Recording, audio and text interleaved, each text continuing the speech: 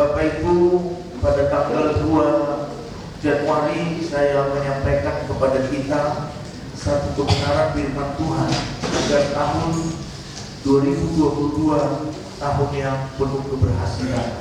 Amin Bapak Ibu. Itu datangnya dari Tuhan kepada kita. Kalau tahun-tahun sebelumnya, tahun-tahun COVID, maka pada tahun ini kita percaya ada pemulihan di mana-mana sehingga akan situasinya semakin lebih baik. Maka tahun ini akan kita katakan tahun keberhasilan. Nah, pada minggu yang lalu saya berbicara kepada kita untuk bisa menjadikan tahun yang baru, tahun 2022 tahun keberhasilan, maka kita perlu menjaga hati Bapak Ibu Saudara-saudara. Dan setelah menjaga hati, kita juga perlu menjaga lidah Bapak Ibu Saudara-saudara. Dan setelah menjaga lidah, kita perlu menjaga iman. Lalu ketiga hal ini kalau kita jaga dengan baik, maka tahun 2022 adalah tahun keberhasilan bagi kita Bapak Ibu Saudara-saudara. Maka hari ini kita akan dengarkan firman Tuhan yang terambil dari 1 Korintus pasal yang ke-9 ayat 24 sampai 27. Tolong diklik saja. Iya, 1 Korintus 9 24 sampai 27. Kita baca ayat ini dengan pergantian Bapak Ibu Saudara-saudara. Kalau sudah dapat katakan amin. Amin. Iya, saya mulai ayat 24. Tidak tahukah kamu bahwa dalam gelanggang pertandingan semua peserta turun berlari, tetapi bahwa hanya satu orang saja yang mendapatkan hadiah. Karena itu larilah begitu rupa sehingga kamu memperolehnya. Tiap orang yang duduk mengambil bagian dalam pertandingan menguasai dirinya dan sesaat.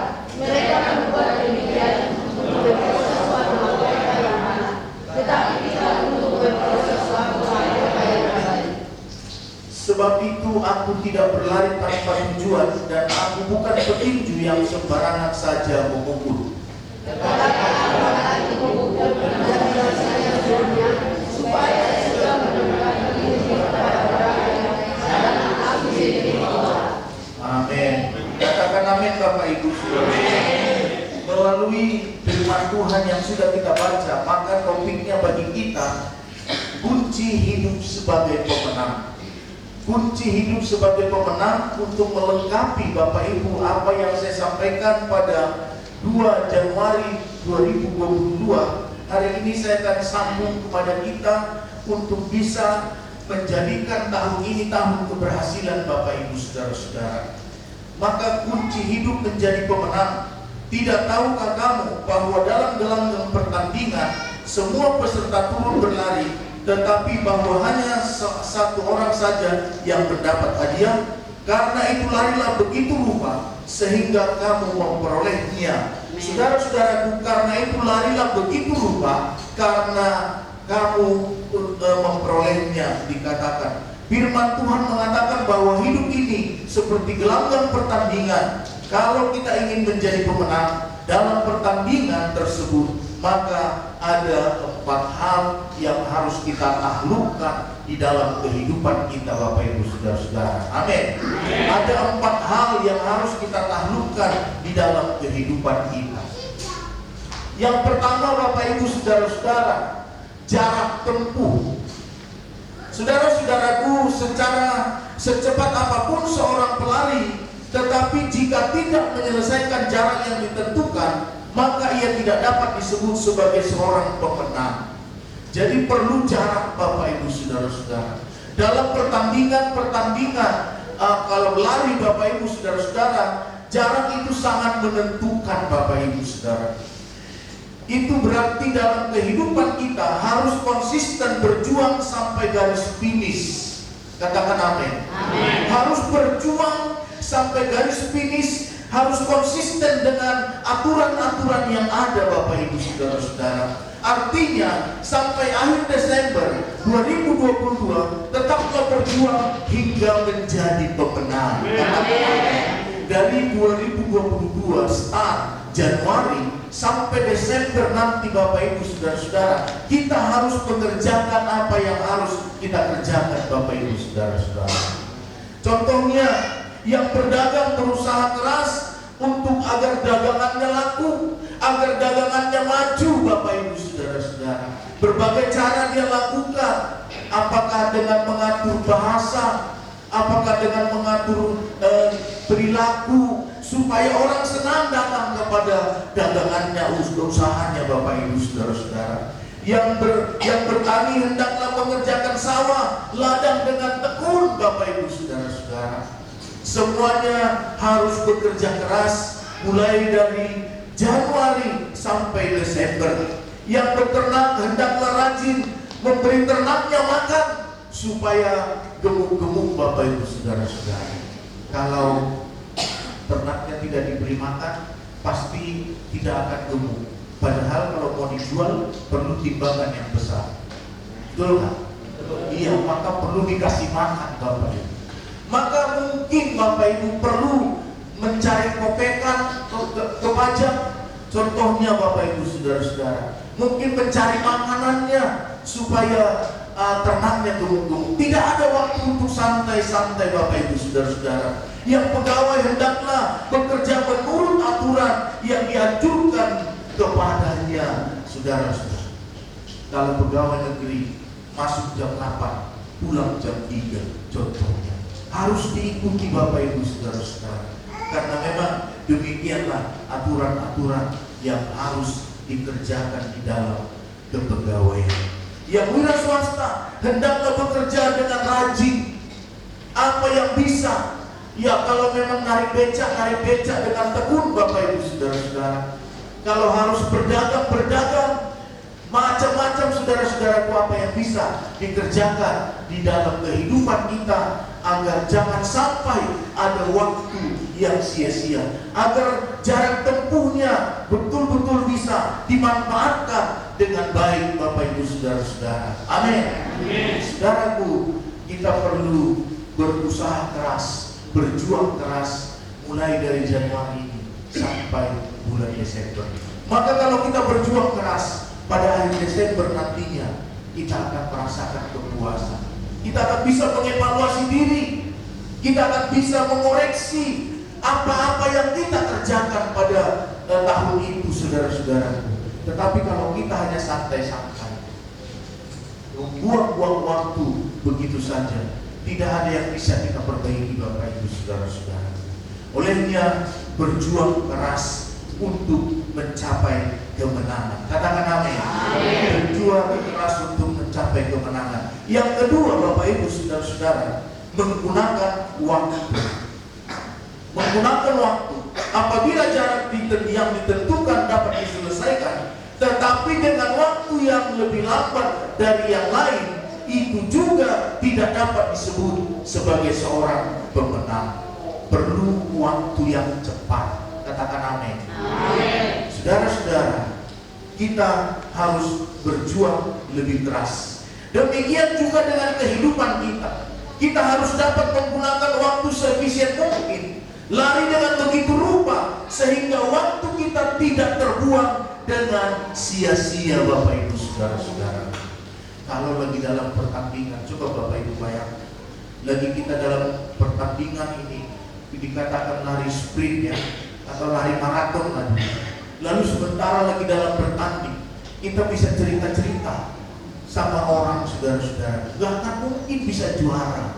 Tetapi dia siapa yang serius, mulai dari start sampai finish, itulah yang akan menjadi juara Bapak Ibu Saudara-saudara.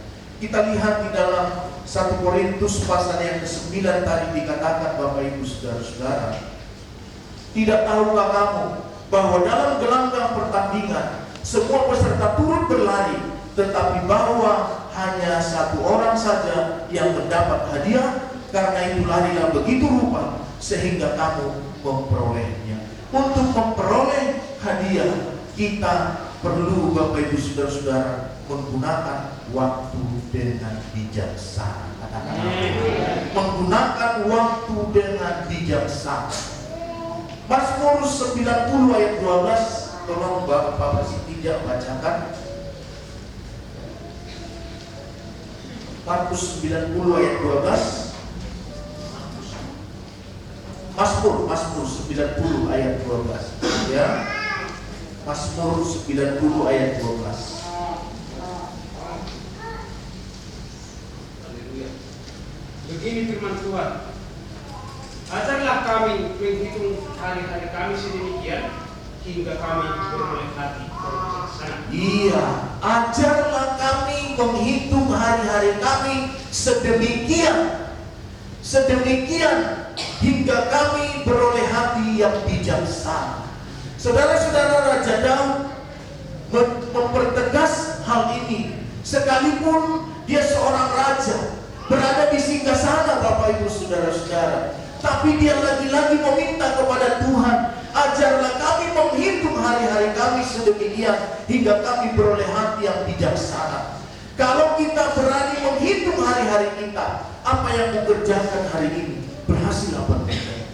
Besok kerjakan lagi apa yang dikerjakan hari ini, berhasil apa tidak? Lusa buat lagi apa yang dikerjakan hari ini, berhasil atau tidak? Saudara-saudaraku, dari hari ke hari kita berani mengoreksi, maka saudara-saudaraku, selama 1 bulan semuanya kita koreksi dengan baik, kita amati dengan baik, maka pasti akan membawa hasil yang terbaik, Bapak.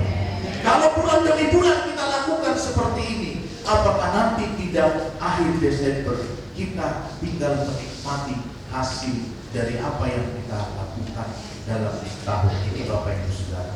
Saudara-saudaraku, olehnya marilah kita menghitung hari-hari kita hingga kita beroleh hati yang bijaksana.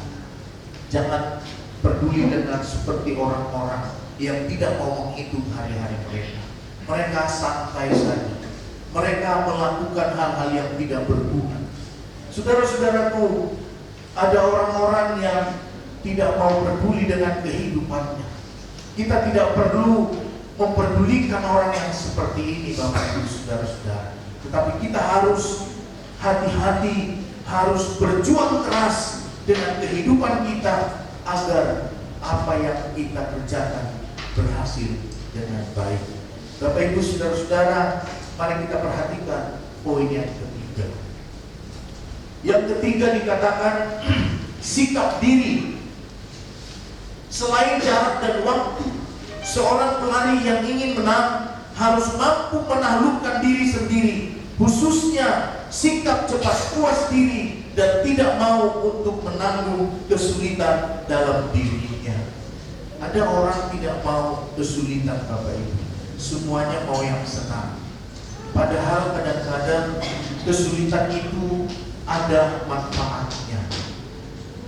Kesulitan itu bisa menjadi pelajaran yang penting bagi kehidupan kita untuk melangkah maju ke depan, Bapak Ibu Saudara-saudara.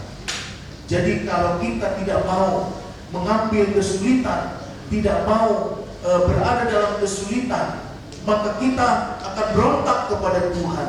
Saudara-saudaraku, akan buruk akibatnya, akan tidak baik akibatnya, saudara-saudara. Tetapi kalau kita sungguh-sungguh mau percaya dan bertindak dengan sesungguhnya, maka Tuhan akan ada di pihak kita. Orang yang mampu menguasai diri adalah pemenang sejati. Amin. Orang yang mampu menguasai diri adalah pemenang sejati. 1 Korintus 9 ayat 25 dikatakan, tiap-tiap orang turut mengambil bahagian dalam pertandingan, menguasai dirinya dalam segala hal. Mereka berbuat demikian untuk memperoleh suatu mahkota yang panah, tetapi kita untuk memperoleh suatu mahkota yang abadi. Saudara-saudaraku, artinya kalau kita hidup di dalam dunia ini, mengerjakan apa yang kita kerjakan di dunia ini pun, hidup kita akan senang. Katakan amin. Amin. Lalu saudara-saudaraku, di dunia ini senang karena kita kerjakan di dalam Tuhan. Kita kerjakan semuanya di dalam Tuhan. Maka mahkota Tuhan, yang ditawarkan oleh Tuhan juga bahagia kita, Bapak Ibu Saudara-saudara. Maka ganjarannya akan mendatangkan kebaikan-kebaikan bagi kehidupan kita, Bapak Ibu Saudara. Tidak hanya nikmat di dunia, tetapi nikmat juga nanti di akhirat atau di surga, Bapak Ibu Saudara. Maka apa yang dikatakan, mahkota jasmani kita dapat, mahkota rohani juga kita dapat. Haleluya. Yang keempat, Bapak Ibu Saudara-saudara, berlari dengan tujuan. Nah, ini yang penting, Bapak Ibu. Berlari dengan tujuan. Seorang pelari kalau tidak tahu tujuannya, maka tidak akan bisa menang. Tetapi kalau tujuannya tahu dan segera dia berlari kepada tujuan tersebut, kemungkinan menang untuk ada. Apabila seorang tidak memiliki tujuan hidup, dia akan seperti layang-layang yang putus, yang terbang, yang diterbangkan angin entah kemana-mana, Bapak Ibu Saudara-saudara. Saudara pernah main layangan? Saya waktu masih kecil pernah main layang-layang. Ya, namanya main layangan, tarik ulur, Bapak Ibu mainnya, tarik ulur. Tiba-tiba lupa mengikatnya di kalengnya, saudara-saudaraku. Ternyata terulur terus, lalu lepas, Bapak Ibu Saudara. Wah, tak kemana-mana layangannya di bawah. Tetapi orang yang memiliki tujuan hidup, milikilah tujuan hidup, arahkanlah hidupmu pada panggilan Tuhan, yaitu panggilan surgawi. Saudara-saudaraku, kita baca ayat 26. Sebab itu aku tidak berlari tanpa tujuan, dan aku bukan petinju yang sembarangan saja memukul. Rasul Paulus mengumpamakan dirinya sebagai seorang petinju.